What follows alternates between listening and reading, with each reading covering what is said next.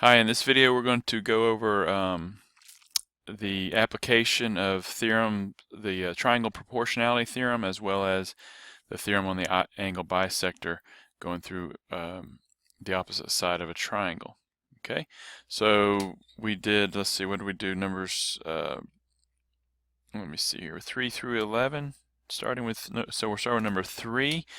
The triangle proportionality theorem is what we're applying here. Because notice you have parallels, and so the triangle proportionality theorem says the ratio of CD to DE is equal to the ratio of CB to BA, or AB, and that's what we're looking for. So I won't go through the work on number 3, but you should have got 9. And number 4, you should have come up with 21. Okay, let's see if I have number 4, the solution for number 4. Okay, so again, according to the theorem, we have something for, like, the ratio of AE to ED is equal to the ratio of AB to BC. So when we substitute in that proportion what we know, we've got 14 over 12 is equal to AB over 18. Again, remember I could have put an X there. AB's a variable. You might have had 12 over 14 is equal to 18 over AB, but just make sure you're building your proportions with the ratios in the same order. And when we solve for that unknown, 14 times 18 divided by 12 gives us, well, like what I said earlier, 21. Okay, so I'm showing number 7. Okay, and number 6 would be similar. Don't have the answer for number 6 on here. Not sure what it is. Let's see here.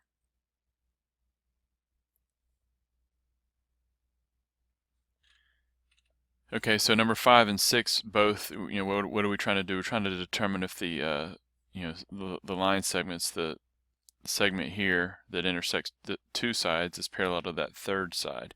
We're using the converse of the triangle proportionality theorem. And so number 5 and number 6 we would find are not parallel. Okay, the ratio of one pair of sides is 8 to 5, while the ratio of another pair of corresponding sides is 12 over 7.5. So those two ratios are not equal. Therefore, the KM cannot be parallel with segment JN. Same thing with number 6. They're not parallel. The ratio of 24 over 15 does not equal the ratio of 18 to 10, or vice versa. The ratio of 15 to 24 does not equal 10 to 18. Okay. Now let's look at 7. 7 is a little bit different because we don't have a whole number here. But the theorem, the converse of the proportionality theorem is still true, even though you don't have a whole number. So if Km, what are we trying to prove?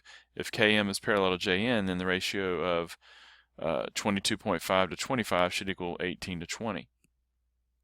Or vice versa, 25 to 22.5 should equal 20 to 18.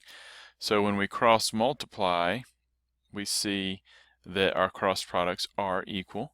So therefore, according to the converse of the theorem, if ratios, or if proportional, then parallel.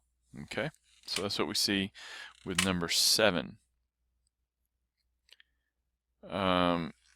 Let's see, so we're going 3 through 11, right? Let's see, yeah, 3 through 11. So for number 8, sorry to cough there. For the figure at the right, which statement is not necessarily true? Okay. So let me pull this up a little bit.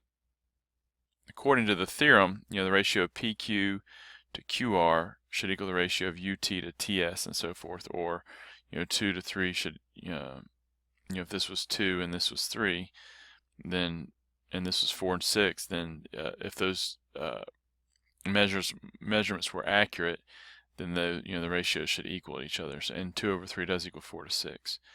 All right. Let me see what I've got here. Okay, let's look at the easy way to answer this, and let's explore what they have here as their choices. C is the, what is not necessarily true. So they're saying the ratio of QR to RS is equal to the ratio of RS or TS to RS, TS to RS. So that's not anywhere in the ballpark of what our theorem is, because we're talking about this segment length here being proportional with the other parts that are formed by the intersection. So that's not even near the theorem. We haven't learned anything along those lines. Okay, so that's kind of the short answer. Now let's explore real quick these different forms, because what they're doing here is they're giving you variations of the same proportion. So for example, look at A. Let's change these here. Okay, so according to our theorem directly, the ratio of PQ to QR is equal to the ratio of UT to TS. That's what we have here. And just to simplify it a little bit more, let's call this, PQ, let's call its length A, and QR its length B, and UT its length C, and TS its length D. Okay, so according to the theorem, the ratio of A to B is equal to the ratio of C to D. Okay. Now, notice B, the choice B. All we're doing is switching. TS is over here. It's going up to the top. Okay, so we're just switching diagonally, and then QR switching diagonally. So remember, the cross products are equal. All right. And so what we've done here is we've only, by switching from this statement to this statement, TS top and PQ to the bottom, all we're doing is switching the order, but that's just like saying 2 times 3 is equal to 3 times 2, because the cross products are equal. Okay, so hopefully you see that. So, A over, and we've seen briefly, A over B is equal to C over D is the same as B over A is equal to D over C. Okay, so this is a true statement just like this one. All right, and then D, okay, in the introductory of this lesson that this assignment's practicing, we looked at how we could, why this is true. Okay, I could take A over B and add B plus B, and that would give me this, and C over D and add C plus C, that would give me this, and I'm just adding 1 on both sides so they remain equal. So this PQ, looking at D, PQ to PR, so PR is A plus B. All right, so I just have it in flipped order. Anyways, this is the same as this, just in a different form, because we're just adding 1 on both sides of the equation. Okay, so that keeps everything equal. I'm adding a B over B here, which is 1, and a C over C here to go from this to this. Okay, so thank you for your patience in allowing me just to show you how the same proportion can be written in different forms. Okay, so we see that the B and D are the same as A, just written in a different form. All right. Okay, so number 9, now we're using the theorem with the angle bisector. An angle bisector of a triangle divides the opposite side, or this side, proportionally with the other two sides of the triangle. Okay, so for example, x over 15 has to equal 14 over 21, or 15 over x has to equal 21 over 14. Okay, so for number 9, you should have gotten 10. What about number 10? Should have gotten 12. Okay, the ratio, the way I have it written, is 6 to 4 is equal to y over 8. You may have said 4 over 6 is equal to 8 over y. All right, now let me show you something, because I may refer back to this when we get to, I think, number 17. But let me show you that. Let's say 4 over 8 is also equal to 6 over y. All right, 4y.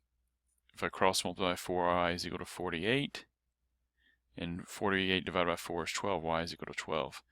So again, that's just going back to the same proportion can be written in different forms.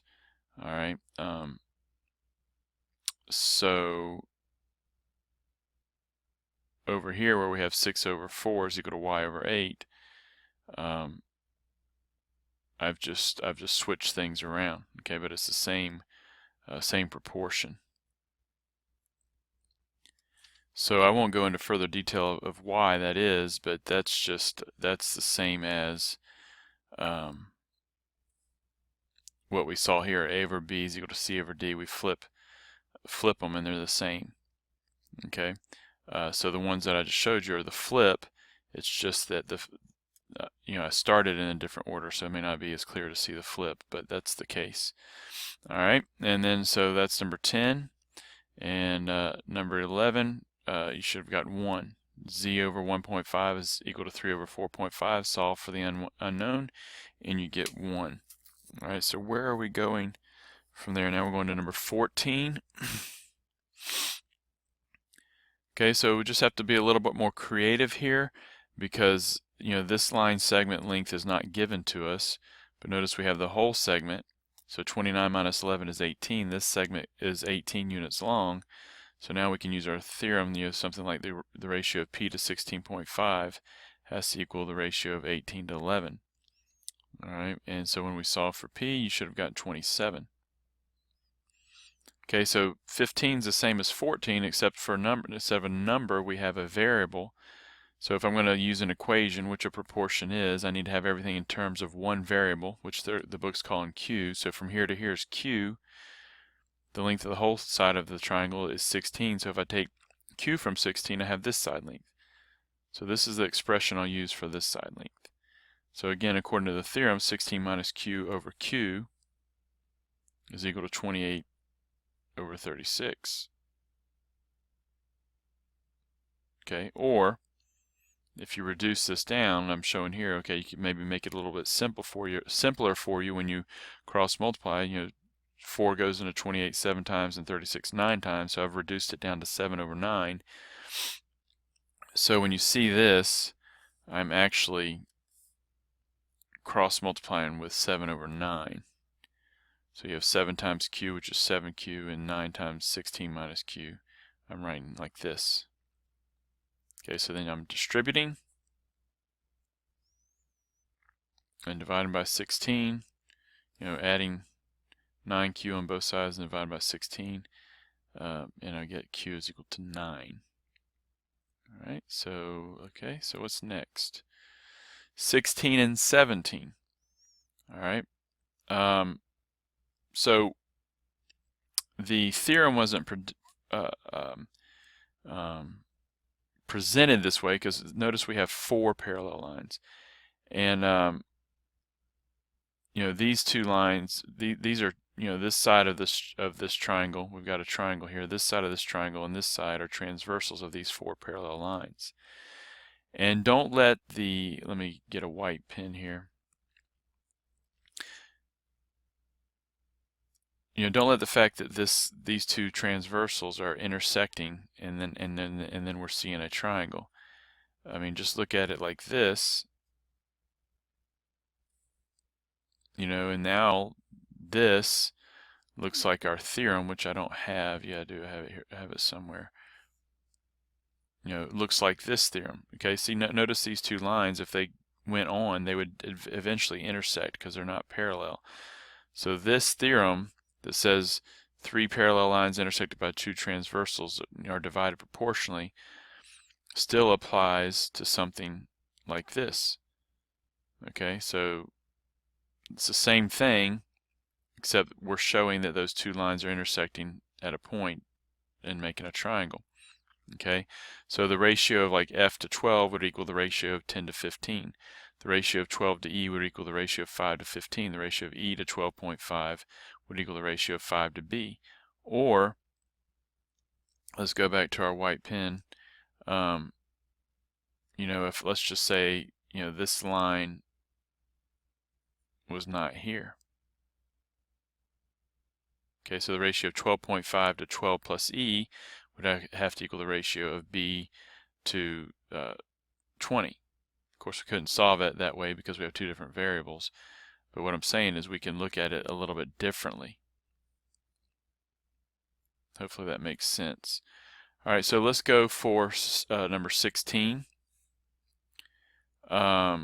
Starting with, let's start with f. Okay, that'll be the easiest, most direct. So the ratio of f to 12 has to equal the ratio of 10 to 15. Or, if you divide top and bottom by 5, that'd be 2 over 3. Cross multiply and divide, we have 8. Okay. E would be pretty direct. E to 12.5 has to equal, well, let's do that. Let's see, what are we doing here? What am I doing here? That's not going to work because we've got a B there. E, what am I doing? 12 to E. Oh, okay, yeah. So 12 to E has to equal the ratio of 15 to 5. E equals 4. Okay. And now we're after B. Let's go after B.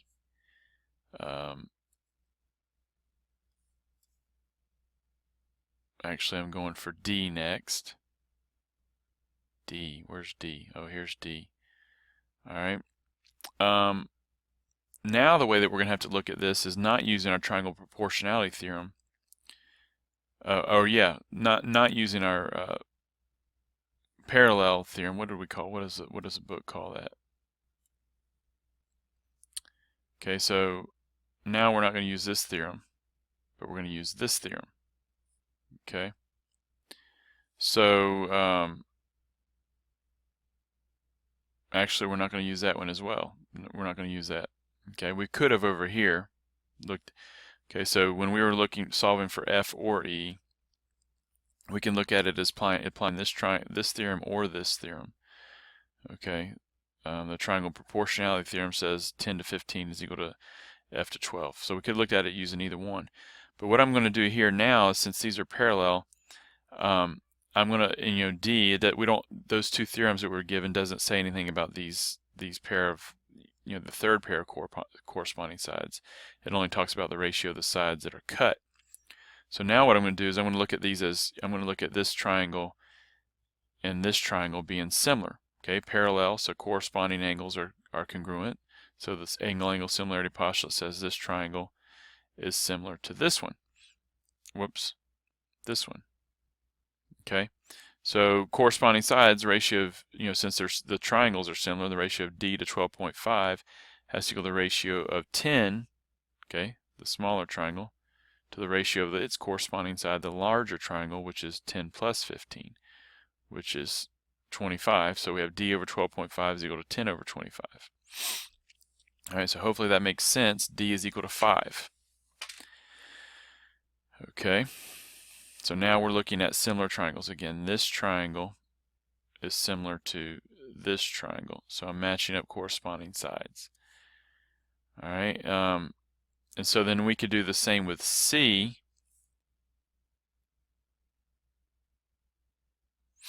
We can do the same with C. Now we're looking at this triangle here, similar to this triangle here that I'm showing in red. Okay, so 12.5 to C has to equal smaller one to larger one, so that's 10 plus 15. This is 25 over 25 plus 5, which is 30. Okay, so again, we cross multiply and divide. Now, now we have enough information to find B, since we've solved for some of the other side lengths. Okay, so notice we said E is 4. Okay, so now I'm going to go back to the parallels intersected by transversal theorem, and so I'm going to say the ratio of 5 to B has to equal the ratio of, we said E was 4 to 12.5. So B is, cross multiply and divide, B is 15.625. And then with A, I'm going to look at this triangle similar to this triangle. Okay, and so 15, which is, we saw was C, so 15 over A has to equal, and a pair of corresponding sides. This side here, 5 plus 15 plus 10, equal to the ratio of, we found B. It's 15.625, so I'm going to add all these together. So this side here in this triangle corresponds with this side in this triangle, the red triangle. And so we can solve for A, and A is equal to 22.8. Okay. And then I'll just flash this up here. You can pause your video if you want. That may be a little bit differently. That may be a little bit different than the way I did it, the order, and so forth, and maybe a little more detail. So if you want to stop and look at that, you can if you want to pause the video. All right, so now going on to number 17. I am just going to, let's see here, remove this. Okay, now I'm just using the textbook's way, and they're starting with D first. So notice we have angle bisector. So 3 to D has to equal 9 to 6 according to our theorem, and so we found D. Okay. Next, let's find B. Okay, so B is not a little bit more clear, is not as clear as far as, you know, directly applying the theorem. But we can find B by saying the ratio of, you know, 6 to B has to equal the ratio of 9 to 6. Okay.